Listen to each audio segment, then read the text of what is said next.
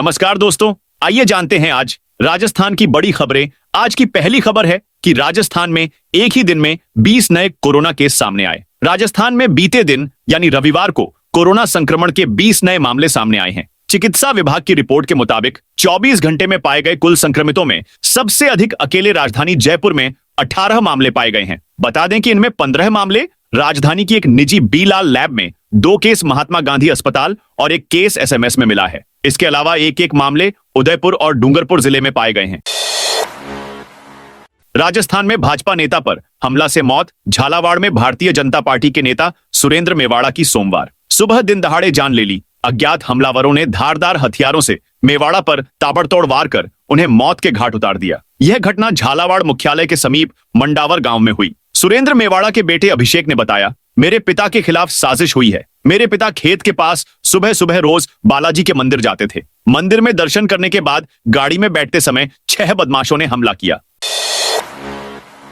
जालोर में महापुरुषों शहीदों की प्रतिमाओं पर पोती मिट्टी। जालोर के रेलवे स्टेशन के बाहर शहीद स्मारक की प्रतिमाओं पर असामाजिक तत्वों ने मिट्टी पोत दी। पुलिस आरोपियों की तलाश कर रही है। रविवार को घटना की सूचना पर भाजपा कार्यकर्ता सहित शहर के लोग मौके पर पहुंचे, पुलिस को सूचना दी। सूचना पर पहुंची पुलिस ने लोगों की शिकायत पर रिपोर्ट लिखकर सीसीटीवी के आधार पर आरोपियों की तलाश कर रही है।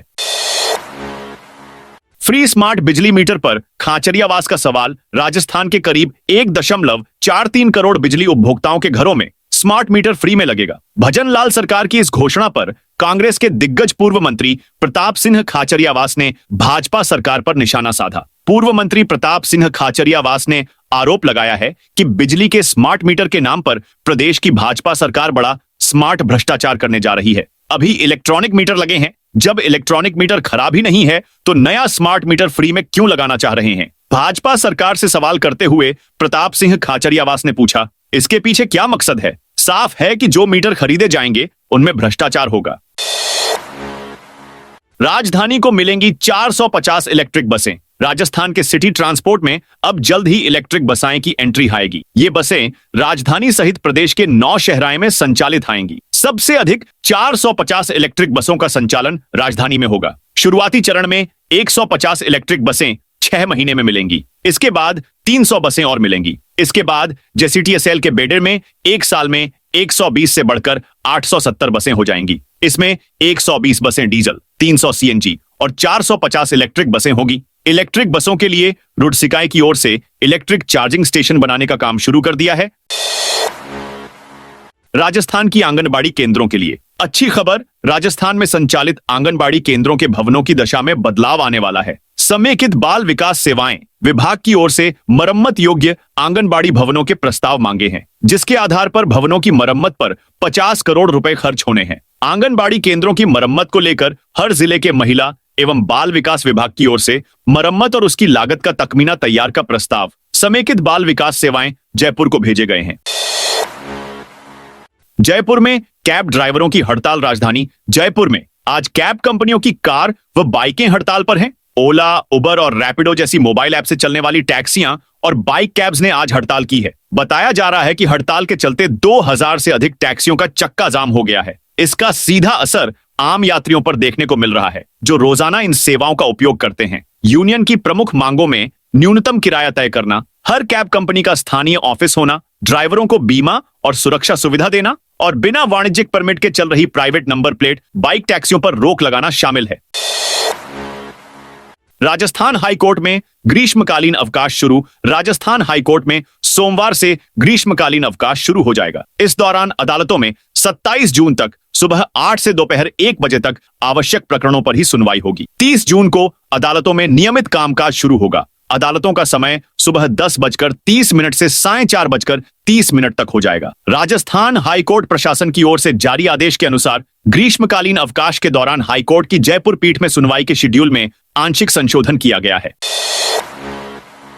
धौलपुर में प्री डीएलएड परीक्षा में 5 डमी कैंडिडेट पकड़े। धौलपुर में प्री डीएलएड परीक्षा में 3 केंद्रों पर 5 डमी कैंडिडेट पकड़े गए हैं। ये सभी लोग दूसरे अभ्यर्थियों की जगह एग्जाम देने आए थे। सेंटर में इन अभ्यर्थियों के फिंगरप्रिंट मिसमैच हो गए। इस पर केंद्र अधीक्षक ने कोटा में बने मॉनिटरिंग सेंटर पर इनकी जानकारी भेजी तो डमी कैंडिडेट होने की जानकारी मिली। 4 डमी कैंडिडेट सुबह की पारी में पकड़े गए, जबकि एक कैंडिडेट दोपहर की पारी में पकड़ा गया। केंद्र अधीक्षक ने इन सभी कैंडिडेट को पुलिस के हवाले कर दिया। साथ ही कोतवाली और निहालगंज थाने में इनके खिलाफ मामला दर्ज कराया है। पुलिस आरोपियों को हिरासत में लेकर पूछताछ कर रही है। महेश जोशी के बाद मुश्किल में एक और पूर्व मंत्री राजस्थान की भजनलाल सरकार गहलोत राज हुए फर्जीवाड़े और घोटाले के खिलाफ लगातार एक्शन ले रही है। जल जीवन मिशन घोटाले में गिरफ्तार पूर्व मंत्री महेश जोशी को अभी जमानत मिली नहीं है। इससे पहले कांग्रेस सरकार के एक और मंत्री की मुश्किलें बढ़ने लगी हैं। ताजा मामला अशोक गहलोत सरकार में सहकारिता मंत्री रहे उदयलाल आंजना से जुड़ा है। उन पर ग्राम सेवा सहकारी समितियों में मैनेजर की नियुक्ति में फर्जीवाड़ा करने के आरोप लगे हैं। अब एसीबी ने एफआईआर के लिए राज्यपाल से मंजूरी मांगी है। नरेश मीणा के समर्थन में किरोड़ी लाल राजस्थान में उपचुनाव के दौरान समरावता गांव में हुए उपद्रव और एसडीएम थप्पड़ कांड में जेल में बंद नरेश मीणा की रिहाई के मामले में एक बार फिर मंत्री किरोड़ी लाल मीणा का बयान सामने आया है। इस बार बाबा ने नरेश को अपना समर्थन दिया है। मंत्री ने बताया, मेरी जरूरत होगी तो मैं काम आऊंगा। एसडीएम थप्पड़ कांड मामले में नरेश मीणा को जमानत मिल गई है। 7 महीने से ज्यादा समय से बंद नरेश मीणा अभी भी जेल से बाहर नहीं आ पाएंगे, क्योंकि समरावता हिंसा मामले में नगर फोर्ट थाने में भी उन पर एफआईआर दर्ज है। किरोड़ी लाल मीणा बोले, 4 महीने में दोषियों को दिलाएंगे सख्त सजा। कोटा के नयापुरा में आयोजित युवा कृषक संवाद कार्यक्रम में राजस्थान के कृषि मंत्री किरोड़ी लाल मीणा ने नकली खाद बीज विक्रेताओं पर कड़ी कार्रवाई का संकल्प दोहराया। उन्होंने कहा कि किसानों के साथ धोखाधड़ी करने वालों को किसी भी कीमत पर बख्शा नहीं जाएगा। मंत्री ने बताया कि किशनगढ़ सहित अन्य क्षेत्रों में नकली खाद के कारखानों पर शिकंजा कसा जा रहा है। इस संबंध में 10 एफआईआर दर्ज की जाएंगी। उन्होंने कहा कि सभी जगहों से एकत्रित किए गए सैंपल की जांच की जा रही है। नकली खाद को नष्ट करने के साथ साथ इसके निर्माताओं और विक्रेताओं को जेल भेजा जाएगा। चित्तौड़गढ़ में रिटायर्ड एएसआई के बेटे को मारी गोली मौत। चित्तौड़गढ़ के कोतवाली थाना क्षेत्र में रविवार देर रात रिटायर्ड एएसआई के बेटे की गोली मारकर त्याग कर दी गई। वह अपने दोस्तों के साथ सेमलपुरा स्थित एक होटल में खाना खा रहा था। तभी 7 गाड़ियों में सवार होकर पहुंचे करीब 25 लोगों ने होटल को घेर लिया और फायरिंग शुरू कर दी। इसके बाद घायल युवक को हॉस्पिटल ले जाया गया, जहां उसे मृत घोषित कर दिया गया। प्रारंभिक जानकारी के अनुसार यह घटना बजरी विवाद से जुड़ी बताई जा रही है। पुलिस ने मामला दर्ज कर जांच शुरू कर दी है। सांसद हनुमान बेनीवाल की मांग पर मोदी के मंत्री का एक्शन। राजस्थान के सरिस्का और नाहरगढ़ सेंचुरी क्षेत्रों में अवैध कमर्शियल गतिविधियों के खिलाफ केंद्र सरकार ने बड़ा कदम उठाया है। राष्ट्रीय लोकतांत्रिक पार्टी के सुप्रीमो और नागौर सांसद हनुमान बेनीवाल की मांग पर केंद्रीय पर्यावरण, वन एवं जलवायु परिवर्तन मंत्रालय ने राजस्थान सरकार से इन अभ्यारण्यों में हो रही अनियमितताओं पर डिटेल रिपोर्ट तलब की है। सांसद बेनीवाल ने लोकसभा के बजट सत्र में सुप्रीम कोर्ट और एनजीटी के निर्देशों की अवहेलना कर होटल मालिकों और खनन संचालकों को फायदा पहुंचाने के लिए अभ्यारण्यों के नक्शे बदलने के गंभीर आरोप लगाए थे। इस मुद्दे को उन्होंने सोशल मीडिया प्लेटफॉर्म एक्स पर केंद्रीय मंत्री भूपेंद्र यादव के जवाब के साथ साझा किया है। राजस्थान में लाडो प्रोत्साहन योजना में मिलेंगे 1,50,000 रुपए। गरीब परिवार में जन्म लेने वाली बालिकाओं के उज्जवल भविष्य और संपूर्ण विकास के लिए शुरू की गई लाडो प्रोत्साहन योजना की राशि राज्य सरकार ने 1 लाख से बढ़ाकर 1,50,000 रुपए कर दी है। इस संबंध में महिला एवं बाल विकास विभाग ने संशोधित दिशा निर्देश जारी किए हैं। योजना के तहत गरीब परिवार की बालिका के जन्म पर सरकार की ओर से 1,50,000 रुपए का संकल्प पत्र दिया जाएगा। राजस्थान के इस जिले में 49 नई राशन की दुकान खोलने का मौका अब राशन के लिए कंज्यूमर को दूर दराज भटकना नहीं पड़ेगा। जिस वार्ड में कंज्यूमर रहता है उसी वार्ड क्षेत्र में उसे राशन उपलब्ध कराने के लिए भीलवाड़ा जिले में 49 नई राशन की दुकान खोलने की तैयारी की जा रही है। नई राशन की दुकानों के लिए 10 जून तक आवेदन लिए जाएंगे, जिसमें शहरी इलाकों में 13 और ग्रामीण क्षेत्र में 36 नई दुकान खोली जानी है। जिला रसद अधिकारी अमरेंद्र कुमार ने बताया कि इच्छुक उम्मीदवार 100 रुपए के पोस्टल ऑर्डर पर आवेदन पत्र जिला रसद कार्यालय भीलवाड़ा से प्राप्त कर सकेंगे। चित्तौड़गढ़ में भी नकली उर्वरक बनाने की आशंका।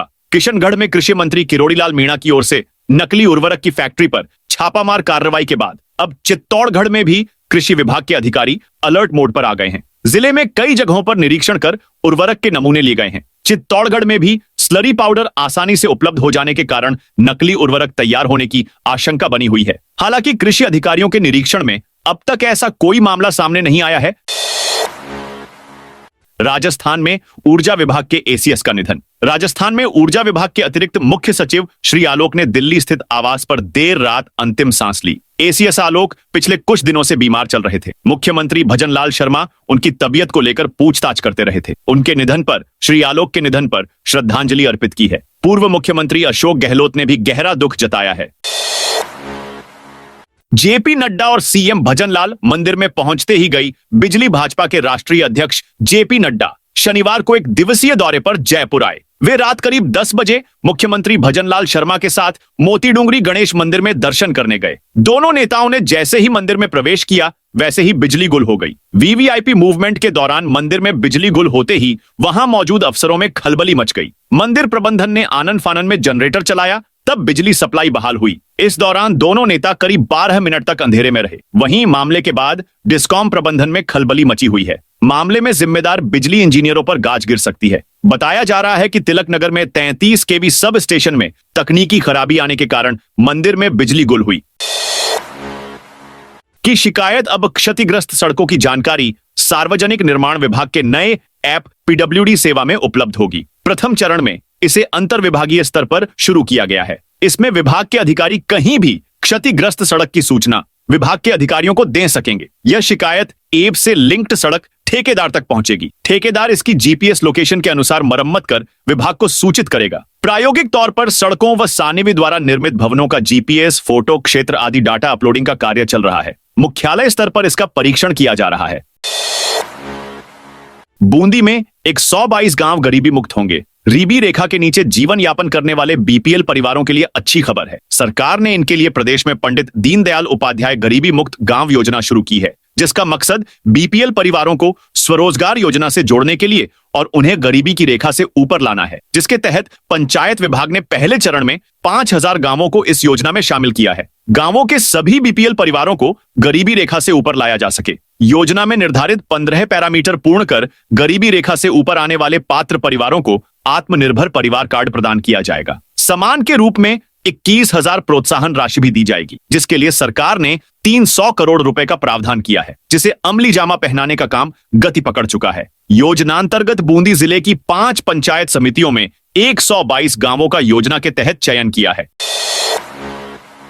जयपुर जिले का सबसे बड़ा पर्यटन केंद्र बनेगा रामगढ़ बांध। रामगढ़ बांध आने वाले समय में जयपुर जिले का सबसे बड़ा पर्यटन केंद्र बनेगा। रामगढ़ बांध में पानी आते ही यहां बड़े बड़े होटल बनने से पर्यटन उद्योग को बढ़ावा मिलेगा। इससे स्थानीय युवाओं के लिए रोजगार के अवसर पैदा होंगे। यह बात शनिवार को अपने आवास पर जन सुनवाई करते हुए जमवा रामगढ़ विधायक महेंद्रपाल मीणा ने 5 जून को राजस्थान पत्रिका के अमृतम जलम कार्यक्रम के तहत होने जा रहे श्रमदान कार्यक्रम में अधिकाधिक संख्या में पहुंचने का आह्वान करते हुए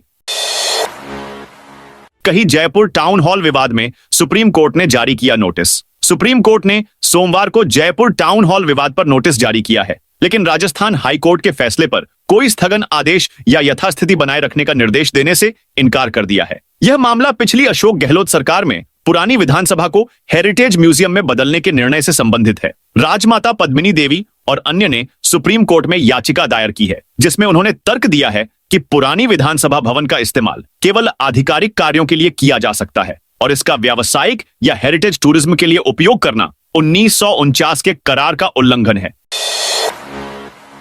30 जिलों में आज आंधी बारिश का डबल अलर्ट। राजस्थान में एक बार फिर नया पश्चिमी विक्षोभ सक्रिय हो गया है। ऐसे में आज से राज्य के कई हिस्सों में प्री मानसून जैसी आंधी व बारिश की गतिविधियों में तेजी आने की संभावना है। मौसम विभाग ने आज प्रदेश के 30 जिलों में आंधी बारिश का डबल अलर्ट जारी किया है। मौसम विभाग की माने तो प्रदेश के 30 जिलों में मेघगर्जन के साथ बारिश और तेज हवाएं चलने की संभावना है। मौसम विभाग ने आज जोधपुर, नागौर, पाली, श्रीगंगानगर, हनुमानगढ़, चूरू, बीकानेर, टोंक, सीकर, सवाई माधोपुर, करौली, झुंझुनू, जयपुर, धौलपुर, दौसा, भरतपुर और अलवर में ऑरेंज अलर्ट जारी किया है। वहीं अजमेर, बांसवाड़ा, बाराम, भीलवाड़ा, चित्तौड़गढ़, बूंदी, डूंगरपुर, झालावाड़, कोटा, प्रतापगढ़, राजसमंद, सिरोही, उदयपुर में येलो अलर्ट जारी किया है। मौसम विभाग के अनुसार 2 से 5 जून तक दोपहर बाद तेज मेघगर्जन, 50 से 60 किलोमीटर प्रति घंटे की रफ्तार से आंधी और बौछारें बीकानेर, जोधपुर, अजमेर, जयपुर, भरतपुर, कोटा व उदयपुर संभाग में दर्ज की जा सकती हैं। इस बदलाव के चलते अगले 4 से 5 दिनों में अधिकतम तापमान में गिरावट रहने की संभावना है, जिससे भीषण गर्मी से आंशिक राहत मिल सकती है। जोधपुर दिल्ली के बीच जुलाई में कई बड़ी ट्रेन रहेंगी। रद्द जुलाई के अंतिम सप्ताह में जोधपुर से दिल्ली रेलवे स्टेशनों के बीच चलने वाली कुछ ट्रेनों का संचालन प्रभावित होगा। जोधपुर मंडल के डीआरएम अनुराग त्रिपाठी ने बताया कि उत्तर रेलवे के दिल्ली मंडल के दिल्ली सराय रोहिल्ला रेलवे स्टेशन पर इलेक्ट्रिक इंटरलॉकिंग कार्य कराए जाने के कारण जुलाई में जोधपुर से दिल्ली के बीच ट्रेनों का संचालन प्रभावित होगा। जोधपुर मंडल के डीआरएम अनुराग त्रिपाठी ने बताया कि 20 से 28 जुलाई तक इस मार्ग पर जहां कुछ ट्रेनें रद्द रहेगी, वहीं कुछ ट्रेनें को परिवर्तित मार्ग से चलाया जाएगा। राजस्थान में शिक्षकों की बम्पर भर्ती की तैयारी। राजस्थान की भजनलाल शर्मा सरकार शिक्षा के प्रदेश में बड़ा कदम उठाने जा रही है। राज्य में शिक्षकों की कमी को दूर करने के लिए व्यापक भर्ती प्रक्रिया शुरू होने वाली है। सरकार का लक्ष्य है कि 2027 तक स्कूलों में खाली पड़े सभी शिक्षक पदों को भरकर बच्चों को गुणवत्तापूर्ण शिक्षा दी जाए। शिक्षा विभाग में लंबे समय से रुकी हुई विभागीय पदोन्नति समिति डीपीसी की प्रक्रिया को अब तेजी से पूरा किया जा रहा है। शिक्षा विभाग के सचिव कृष्ण कुणाल ने बताया कि ग्रेड 3 से वरिष्ठ अध्यापक तक की डीपीसी लंबित थी। राजस्थान में सीएम भजनलाल का ऐलान। राजस्थान सरकार 5 जून से 20 जून तक प्रदेश भर में वंदे गंगा जल संरक्षण जन अभियान चलाएगी। अभियान की शुरुआत गंगा दशहरा और विश्व पर्यावरण दिवस के शुभ अवसर पर की जाएगी। मुख्यमंत्री भजनलाल शर्मा ने रविवार को इसकी घोषणा करते हुए सभी विभागों और आम नागरिकों की सक्रिय भागीदारी सुनिश्चित करने के निर्देश दिए। जयपुर में सीएम निवास पर बैठक में मुख्यमंत्री शर्मा ने कहा कि अभियान के पहले दिन हर गांव में कम से कम एक जल संरक्षण कार्य शुरू किया जाए। राजस्थान में 4 दिन आंधी बारिश का अलर्ट। राजस्थान में आज से पश्चिमी विक्षोभ सक्रिय हो गया है। इसके असर से 30 जिलों में बारिश की संभावना है। इनमें 17 जिलों में ऑरेंज और 13 जिलों में येलो अलर्ट जारी किया गया है। वहीं 3 जून को राज्य के 75% हिस्से में आंधी बारिश होने की संभावना जताते हुए ऑरेंज अलर्ट जारी किया है। राज्य में 5 जून तक अलग अलग क्षेत्रों में आंधी तूफान की गतिविधियां जारी रहने की संभावना है। आरसीए एडहॉक कमेटी करेगी। पाली, जोधपुर, बीकानेर में खिलाड़ियों का सिलेक्शन। राजस्थान क्रिकेट एसोसिएशन में जारी विवाद के बाद अब एडहॉक कमेटी कन्वीनर जयदीप बिहानी ने जोधपुर, पाली और बीकानेर जिला संघों में खिलाड़ियों के सिलेक्शन के लिए विशेष कमेटी का गठन किया है। इन तीनों जिलों में जिला क्रिकेट संघ के पदाधिकारियों की जगह एडहॉक कमेटी द्वारा नियुक्त की गए ऑब्जर्वर और सिलेक्टर्स खिलाड़ियों का सिलेक्शन करेंगे। दरअसल पिछले दिनों एडहॉक कमेटी ने बीते दिनों पाली और बीकानेर जिला क्रिकेट संघ की मान्यता रद्द करती थी। वहीं जोधपुर जिला क्रिकेट संघ के चुनाव को लेकर फिलहाल जांच जारी है। डूंगरपुर में कोरोना का नया केस। डूंगरपुर में एक बार फिर कोरोना की एंट्री हो गई है। 65 साल का एक बुजुर्ग कोरोना पॉजिटिव मिला है। बुजुर्ग की सेहत अब ठीक बताई जा रही है, लेकिन कोरोना पॉजिटिव केस आते ही स्वास्थ्य विभाग अलर्ट हो गया है। विभाग की टीम ने अब आसपास के इलाके में सर्वे का काम शुरू कर दिया है। नागौर में रेवेन्यू की टीम ने अतिक्रमण हटाया। नागौर में रेवेन्यू विभाग की टीम रास्ता खोलो अभियान के तहत लगातार कार्रवाई कर रही है। शनिवार और रविवार को नागौर जिला कलेक्टर के निर्देश पर तहसीलदार नरसिंह टांग की निगरानी में 3 किलोमीटर सड़क को अतिक्रमण हटाकर चौड़ा किया गया। अतिक्रमण हटाने की कार्रवाई के दौरान आमजन ने भी प्रशासन का सहयोग किया। बिना किसी विवाद के कार्रवाई पूरी की गई। ट्रैफिक पुलिस को मिली 20 नई डिवाइस मशीनें। हनुमानगढ़ जिले की ट्रैफिक पुलिस को अब ई चालान की प्रक्रिया में और अधिक सुविधा मिलने जा रही है। एसबीआई की ओर से हनुमानगढ़ ट्रैफिक पुलिस को 20 नई ई चालान डिवाइस मशीनें उपलब्ध करवाई गई हैं। यह आधुनिक मशीनें 2 साल पहले मिली पुरानी मशीनों की जगह लेंगी, जो अब खराब हो चुकी थीं। नई डिवाइस मिलने से चालान की प्रक्रिया पेपरलेस और ज्यादा सटीक हो सकेगी। ट्रैफिक इंचार्ज अनिल चिंदा ने बताया कि एएसपी हरिशंकर के निर्देशानुसार यह डिवाइस जिला मुख्यालय के प्रमुख ट्रैफिक पॉइंट्स के अलावा संघरिया, टिब्बी, नोहर, भादरा और पीलीबंगा में तैनात ट्रैफिक पुलिस कर्मियों को दी जाएंगी। अब इन्हीं डिवाइस से चालान किए जाएंगे। जयपुर से भीलवाड़ा, अजमेर, अलवर के बीच ऐसी बस शुरू। राजस्थान रोडवेज द्वारा 2x2 ऐसी और कम किराए की स्केनिया बसें संचालित की जाएंगी। डीलक्स डिपो मुख्य प्रबंधक हेमेंद्र सिंह गहलोत ने बताया कि रविवार से जयपुर भीलवाड़ा जयपुर रूट पर नई ऐसी बस शुरू की गई है। ये जयपुर से दोपहर 3:10 पर और वापसी में भीलवाड़ा से सुबह 6:30 पर चलेगी। वहीं जयपुर अजमेर कोटा अजमेर रूट पर बस संचालित होगी, जो जयपुर से सुबह 7 बजे, कोटा से दोपहर 3:45 पर चलेगी। अजमेर जयपुर अलवर रूट पर भी ऐसी बस शुरू की है, जो अजमेर से सुबह 6 बजे और अलवर से शाम 4:30 पर चलेगी। ग्रेड 3 टीचरों के प्रमोशन और 20,000 पदों पर भर्ती होगी। ग्रेड 3 शिक्षकों के लिए राहत भरी खबर। राजस्थान में पिछले 5 साल से अटकी तृतीय श्रेणी शिक्षकों की पदोन्नति की प्रक्रिया जल्दी शुरू होने के आसार बन गए हैं। पदोन्नति को लेकर सुप्रीम कोर्ट में चल रहे मामले में सरकार एसएलपी वापस लेगी। सरकार के स्तर पर इस पर नीतिगत निर्णय हो चुका है। इसका सबसे बड़ा फायदा यह होगा कि करीब 20,000 से अधिक शिक्षकों की वरिष्ठ अध्यापक के पद पर पदोन्नति की राह खुलेगी। इनकी पदोन्नति के बाद खाली होने वाले 20,000 तृतीय श्रेणी शिक्षकों के पदों पर नए सिरे से भर्ती भी कराई जा सकेगी। भरतपुर में साइबर ठग की संपत्ति कुर्क होगी। डीग जिले के मेवात में साइबर ठगों द्वारा अवैध तरीके से फ्रॉड कर अर्जित की गई संपत्ति पर कार्रवाई होना शुरू हो गया है। जल्द ही डीग जिले के सीकरी इलाके में एक साइबर ठग की लाखों रुपए की संपत्ति पर कुर्की की कार्रवाई की जाएगी। साइबर ठग ने 60 लाख रुपए मकान निर्माण में लगाए थे। इसके अलावा लाखों रुपए की जमीन खरीदी थी। उदयपुर सांसद बोले, बीएपी बन गई लुटेरी गैंग। उदयपुर सांसद डॉ मन्ना लाल रावत ने अपने 1 साल के कार्यकाल पर आयोजित प्रेस कॉन्फ्रेंस में भारत आदिवासी पार्टी बीएपी पर गंभीर आरोप लगाए। उन्होंने कहा कि बीएपी एक लुटेरी गैंग बन गई है जो लोगों में भ्रम फैला रही है। बागी दौरा विधायक के रिश्वत लेते पकड़े जाने का जिक्र करते हुए उन्होंने कहा कि इन्होंने बेईमानी का इतिहास रच दिया है।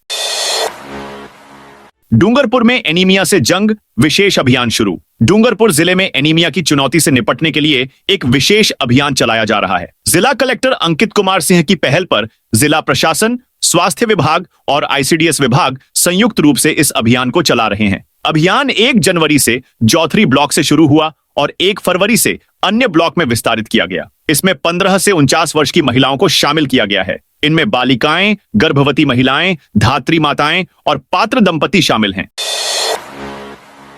1.5 साल में खाद्य सुरक्षा योजना से 20 लाख के कांटे नाम। राष्ट्रीय खाद्य सुरक्षा योजना में अपात्र परिवारों को खाद्य विभाग ने गिव अप अभियान के तहत अपात्र लोगों को योजना से हटने के लिए 31 मई तक का समय दिया था। योजना से बाहर नहीं होने पर 1 जून से अब तक लिए गए मुफ्त खाद्यान्न की वसूली शुरू कर दी गई है। 6 लाख नए लोगों के ही नाम जोड़ने की गुंजाइश है, जबकि 14 लाख लोग कतार में हैं। ऐसे में अपात्र लोगों के नाम चुन चुनकर हटाए जा रहे हैं। पिछले 1.5 साल में योजना से 19,90,000 नाम हटाए गए। मेरी बस अभियान से सुधारेंगे रोडवेज की दशा। रोडवेज बेड़े को सुधारने की दिशा में मुख्यालय ने पहल शुरू की है, जिसके अंतर्गत अब प्रतिदिन यात्रियों को अच्छी सुविधा मिले। इसके साथ ही बसों की देखरेख व इनकी दशा सुधार के लिए मेरी बस मेरी जिम्मेदारी अभियान शुरू किया है, जिसके तहत प्रतिदिन बसों का निरीक्षण होगा। यात्रियों की शिकायत दूर करने व उनका सफर आसान करने के लिए रोडवेज कर्मचारी बसों की निगरानी रखेंगे। इसके लिए अलग अलग जिम्मेदारी सौंपी है। रोडवेज के मिस्त्रियों को प्रभारी बनाकर देखेरेख व रखरखाव की जिम्मेदारी सौंपी गई है। सहायक कर्मचारियों को प्रभारी का दायित्व दिया है। तो दोस्तों, यह थी आज राजस्थान की बड़ी खबरें। आप इस वीडियो को कौन से जिले से देख रहे हैं, उस जिले का नाम जरूर बताइए।